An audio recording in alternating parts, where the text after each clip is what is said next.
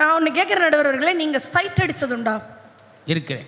Side அடிச்சதுண்டு. Side அடித்தேன். அவங்க அப்பா வந்து செவிலி அடித்தார். அதோடு அதை நான் ஸ்டாப் பண்ணிட்டு என் வேலையை பார்க்க வந்துட்டேன். எப்படி சைட் அடிச்சிருப்பீங்க? ஒரு காலேஜுக்கு போகும்போது இல்லை ஒரு கடைக்கு போகும்போதோ அப்படி பார்த்து அந்த பிள்ளை அப்படி கிராஸ் ஆகும்போது ஒரு 10 கரப்பாம்பூச்சி அள்ளி உள்ளே போட்ட மாதிரி ஒரு கிளிப்பியாக இருந்திருக்கும்ல. கரப்பாம்பூச்சி எதுக்குமா அங்கே வருது? அப்படி போட்ட மாதிரி ஒரு உடம்புலாம் சிலுக்குள்ள நடுவு அந்த மாதிரி ஒரு ஃபீல் இருந்திருக்குல்ல. ஆனால் இன்னைக்கு பாருங்க, யாராவது ஒரு பிள்ளை மேலே க்ரஷ் அப்படின்னு இருந்துச்சுன்னா அந்த பிள்ளை ஸ்னாப் சாட் வச்சுருக்கோம். டெய்லி ஃபோட்டோ போட்டுக்கிட்டே இருக்கோம். அந்த ஃபோட்டோக்கு நம்ம ஹார்ட் மட்டும் போட்டோம், சோலி முடிஞ்சு போச்சு.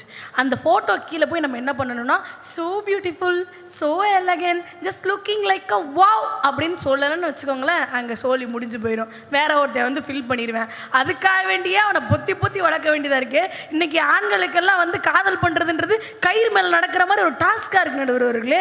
அதையும் தாண்டி கழுதையை காதலை பண்ணி அந்த பிள்ளை எப்படியாவது கல்யாணத்தை முடிச்சிடணும்டான்னு குருவி கூடு கட்டுற மாதிரி சிறுக சிறுக சர்ப்ரைஸ் எல்லாம் பண்ணி காதல் அப்படியே கல்யாணத்துக்கு கன்வெர்ட் பண்ண போக டைமில் ஒருத்தர் வருவான் சார், ஸ்லீப்பர் செல் மாதிரி. அவனுக்கு பேர் பாய் பெஸ்டின்னு பேர். ஏன் வர்றான் எதுக்கு வர்றானே தெரியாது, வந்துடுவான் சார். காதலர் இல்லாத நேரங்களில் ஒரு எமோஷ்னல் சப்போர்ட் தான். எங்கடா இருக்கீங்க நீங்கள்லாம்? உங்களை மாதிரி ஆண்கள்லாம் இங்கே இருக்கும் பொழுது எப்படா எங்கள் பசங்கள்லாம் நிம்மதியாக காதல் பண்ண முடியும்? இப்படி திரிகிறவங்க சட்டையை கிழிக்க தானங்க செய்வாங்க, எங்கிட்ட பட்டையை கிளப்பிட்டு போகிறது நடுவர்களே.